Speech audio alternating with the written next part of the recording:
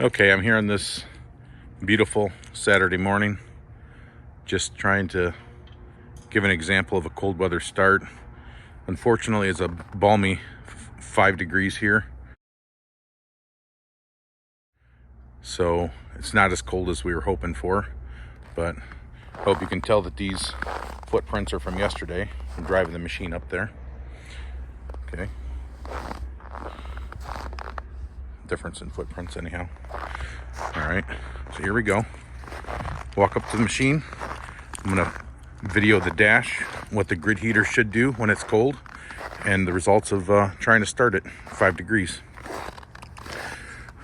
Again, another good case for a seat cover, so that's gonna be miserable.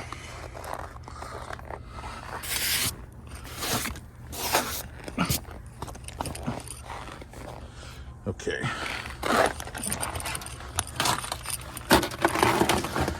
All right, what should happen, I'm gonna turn on the key and I'm gonna watch the dash. And what I'm hoping to see is number one, the voltmeter, okay,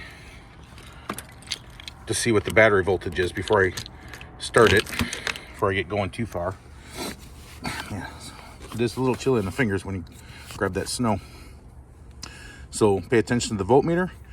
Then we're going to be looking for the grid heat icon in the upper part of the dash. Okay. Okay, there was the grid indicator right there. Upper right hand corner. Battery voltage is 11.5. We're going to wait for that grid heat indicator to go out. So the grid heat indicator's out.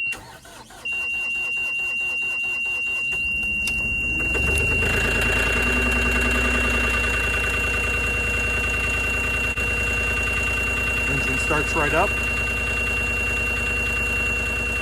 Battery starts to charge. Now we're good to go.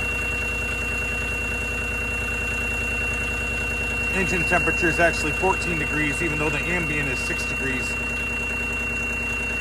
So that gives a pretty good indication of the cold start ability. Cars, hydraulics, machine's ready to go. No extra time needed due to the type of filtration that's used in this synthetic hydraulic oil. So there you go. I hope that's helpful.